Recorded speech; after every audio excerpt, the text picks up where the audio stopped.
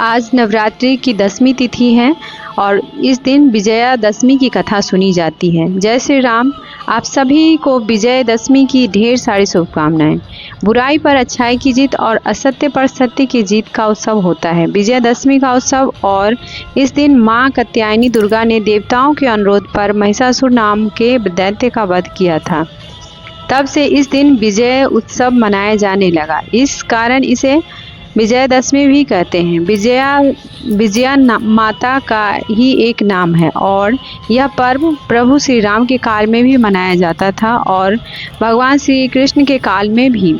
माता द्वारा महिषासुर का वध करने के बाद यही असत्य पर सत्य की जीत का विजयादशमी त्योहार मनाया जाने लगा। श्री वाल्मीकि रामायण के अनुसार भगवान श्री राम ने ऋषिमुख पर्वत पर आश्विन प्रतिपदा से 10 नवमी तक आदि शक्ति की उपासना की थी। इसके बाद भगवान श्री राम इसी दिन किष्किंधा से लंका के लिए रवाना हुए थे। यह भी माना जाता है कि रावण वध के कारण ही दशहरे का पर्व मनाया जाता है। भगवान श्री राम ने 10वीं तिथि को ही रावण का वध किया था। श्री राम ने रावण का वध करने से पहले नीलकंठ पक्षी को देखा था और नीलकंठ पक्षी को शिवजी का रूप माना जाता है। इसलिए दशहरे के दिन नीलकंठ पक्षी को देखना बहुत शुभ होता है। यह भी कहा जाता है कि इसी दिन पांडवों को वनवास हुआ था और वे वनवास के लिए प्रस्थान कर गए थे। इसी दिन अज्ञातवास समाप्त होते ही पांडवों ने शक्ति पूजन कर शमी के वृक्ष में रखे हुए अपने शस्त्र को पुनः अपने हाथों में लिया और विराट गौएं चुराने वाले कौरव सेना पर आक्रमण करके विजय प्राप्त की थी। इस दिन पांडवों ने कौरवों पर भी विजय प्राप्त की थी। यह भी कहा जाता है कि इसी दिन भगवान शिव की पत्नी सती अपने पिता दक्ष के यज्ञ की अग्नि में समा गई थी। माना जाता है कि दशहरे के दिन ही कुबेर देव ने राजा रघु को स्वर्ण मुद्रा देते हुए शमी के पत्तियों को सोना बना दिया था। तभी से शमी को सोना देने वाला पेड़ माना जाता है। यह भी कहा जाता है कि एक ब्राह्मण ने एक राजा से दक्षिणा में 1 लाख स्वर्ण मुद्राएं मांग ली थी। तो चिंतित राजा ने एक दिन का समय मांगा। राजा को स्वप्न में भगवान दर्शन देकर कहा कि तुम शमी के पत्ते ले जाओ, मैं उसे स्वर्ण मुद्रा में बदल दूंगा। यह स्वप्न देखने के बाद राजा की नींद खुल गई और उसने उठकर शमी के पत्ते लाने के लिए अपने सेवकों को साथ दिया और फिर सुबह तक शमी के बहुत सारे पत्ते इकट्ठे कर लिए। तभी दिव्य चमत्कार हुआ और सारे के सारे शमी के पत्ते स्वर्ण में बदल गए। तभी से इस दिन शमी के पेड़ की पूजा का भी प्रचलन आरंभ हो गया। विजयादशमी के दिन मुख्य रूप से रावण के पुतले का दहन किया जाता है। आखिरकार रावण में ऐसा क्या था जो हर साल उसका पुतला दहन करके दशहरा मनाया जाता है। रावण का जीवन रहस्यों से भरा था। एक तरफ तो उसके परम शिव भक्त होने की बात कही जाती है और उसे प्रकांड विद्वान माना जाता है, प्रकांड विद्वान ब्राह्मण माना जाता है।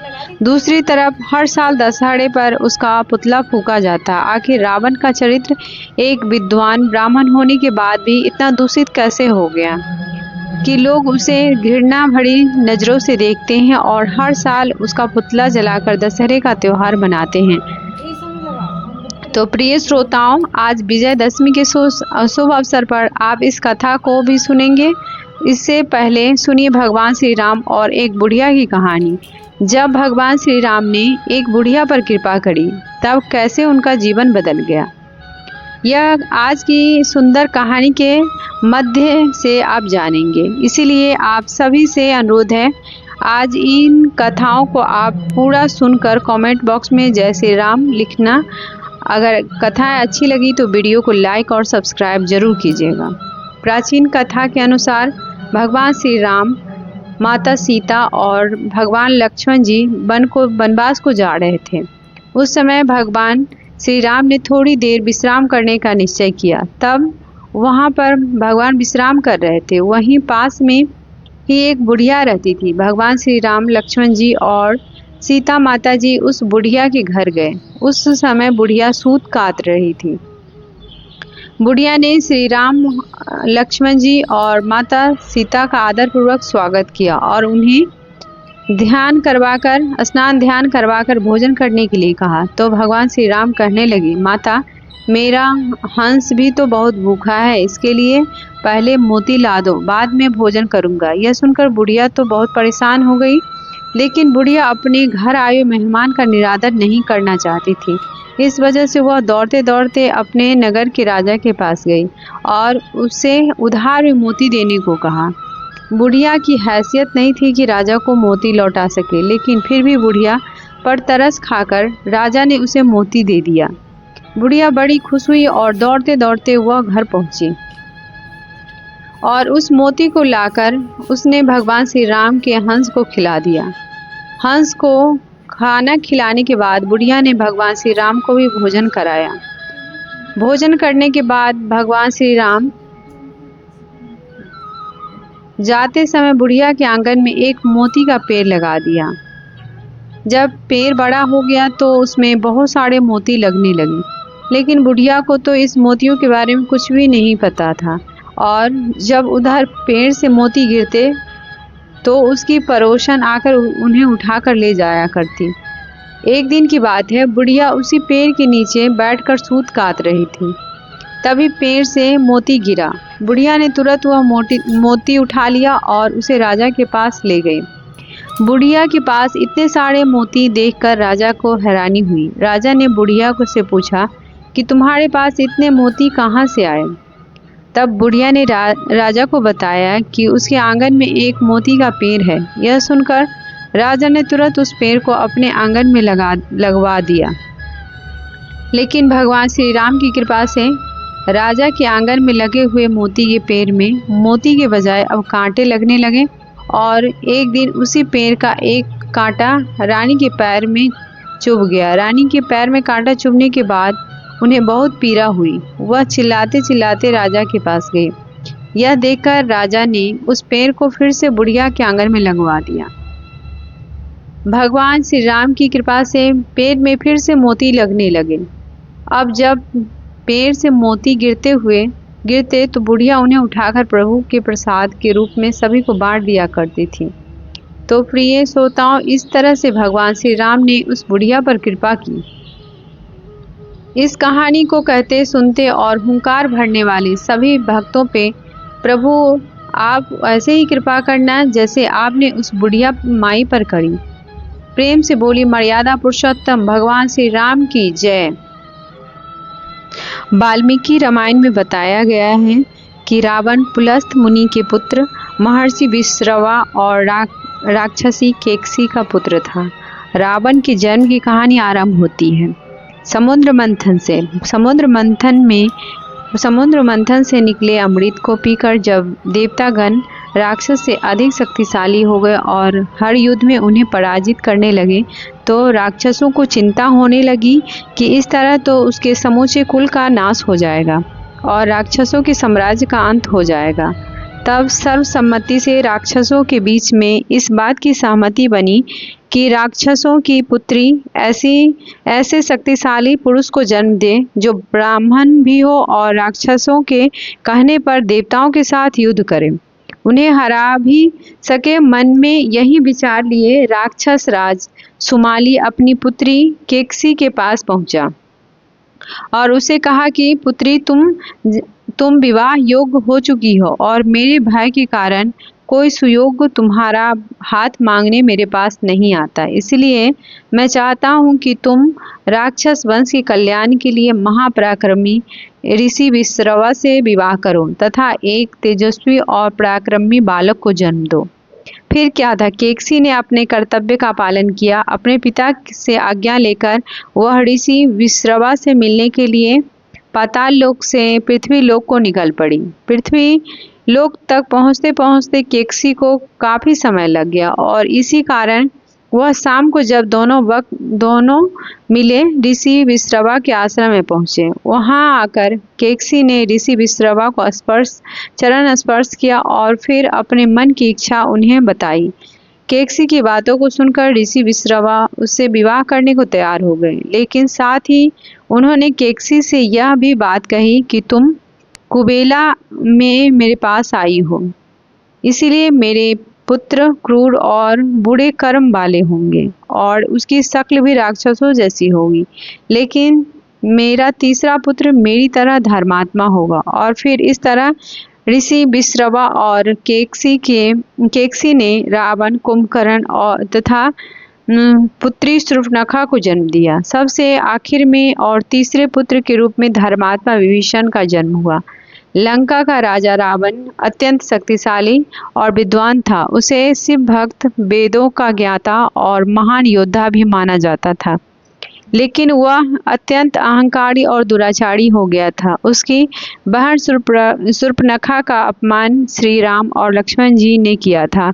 इसके बाद बदला लेने के उद्देश्य से रावण ने छलपूर्वक भगवान श्री राम की पत्नी सीता जी का अपहरण कर लिया और उन्हें वह लंका में ले आया। सीता जी को रावण ने अपने महल के बगीचे अर्थात अशोक वाटिका में रखा, जहां वह उन्हें बार बार अपनी पत्नी बनने के लिए कहता था।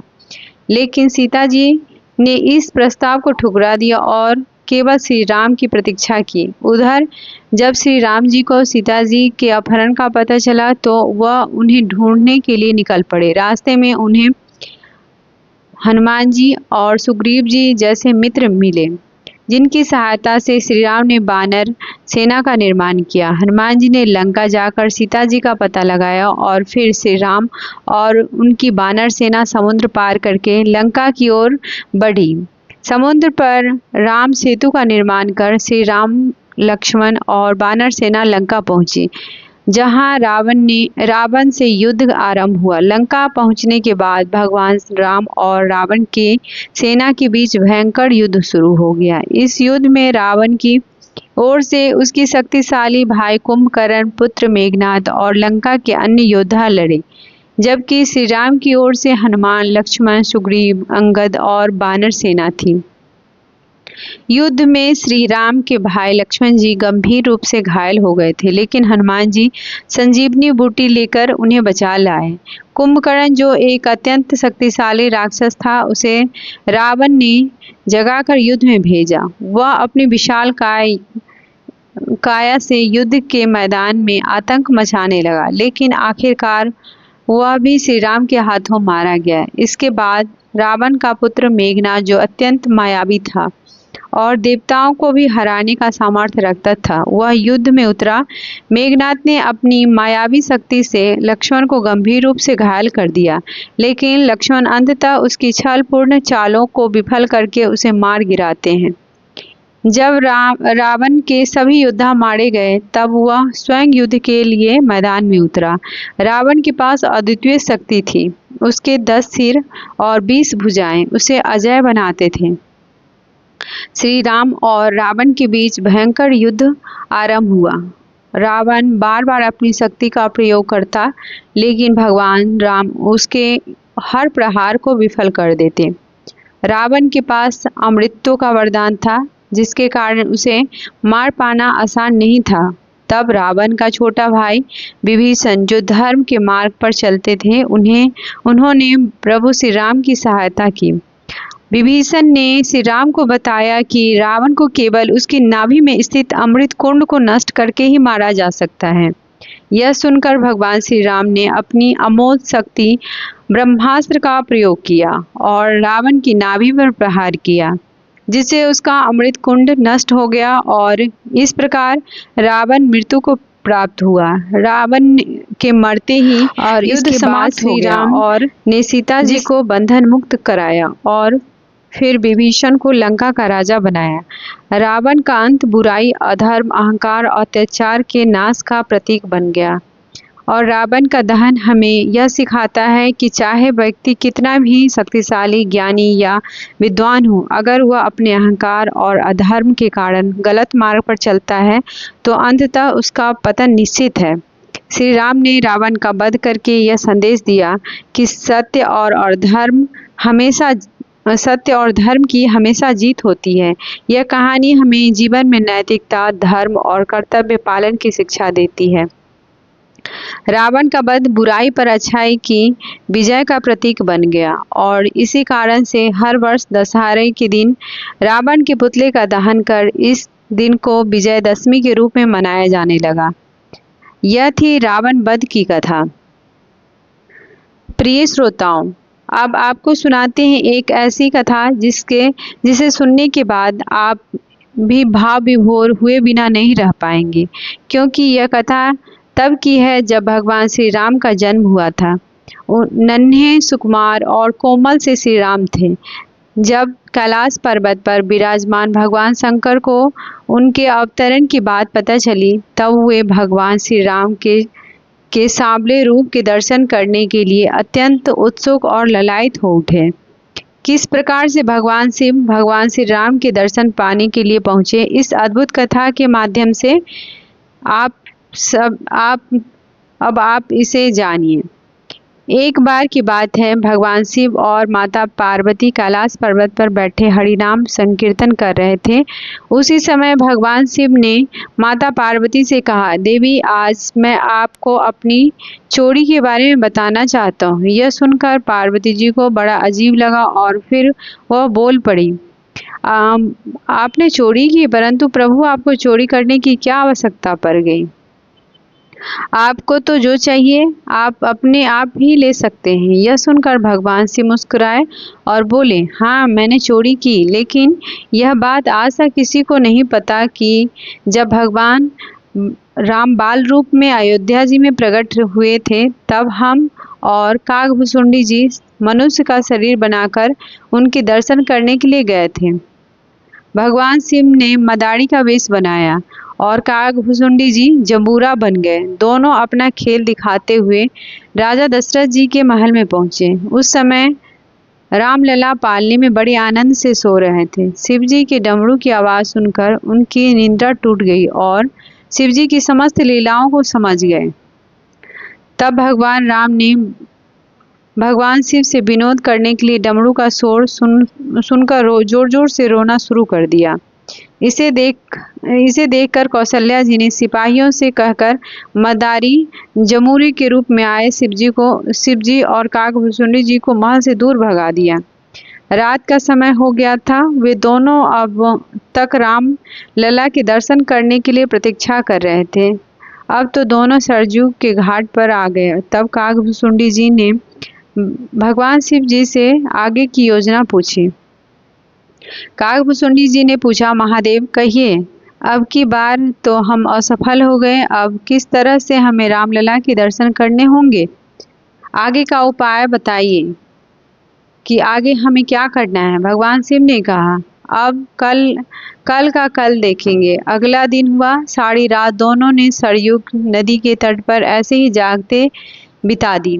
अगला दिन हुआ तो भगवान शिव ने एक ज्योतिष का रूप बनाया और काकभुसुंडी जी उनके शिष्य बन गए, उनके चेले। और भगवान शिव अब दोबारा दशरथ जी के महल में पहुंचे और लोगों को उनका भविष्य बताने लगे। अभी वे सब महल के बाहर ही खड़े हुए और लोगों को बुलाकर उनका भविष्य बता रहे हैं। तब शिवजी ने महल की एक दासी को अपने बच्चे के साथ वहां से जाते देखा और काकभुसुंडी जी को उसे बुलाने का इशारा किया। ज्योतिषी की तारीफ करते काकभुसुंडी जी दासी को उसके बच्चे का हाथ दिखाने के लिए शिवजी के पास ले आए। अब देखिए काकभुसुंडी जी कैसे भगवान शिव का सहयोग कर रहे हैं, कैसे उनकी बढ़ चढ़कर तारीफें कर रहे हैं। यह कितने बड़े ज्योतिष हैं। सब लोग आइए और अपना हाथ दिखाकर अपना भविष्य जानिए। तब काकभुसुंडी जी दासी को उसके बच्चे का हाथ दिखाने के लिए शिवजी के पास ले आए। ज्योतिष बने शिवजी ने उस बालक का एकदम सटीक भविष्य बता दिया। बताते भी क्यों न, भगवान शिव तो अंतर्यामी हैं, सब जानते हैं। जब कोई ज्योतिष हाथ देकर भविष्य बताते हैं तो कुछ न कुछ दक्षिणा तो उन्हें देनी ही पड़ती है।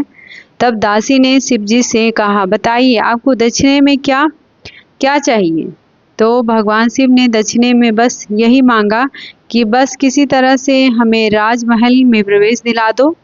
दासी राजमाता कौशल्या के पास जाकर उन ज्योतिष की खूब तारीफ की, और कितनी तारीफ की कि तारीफ सुनकर माता कौशल्या के मन में भी अपने रामलला का भविष्य पूछने की इच्छा उत्पन्न हो गई।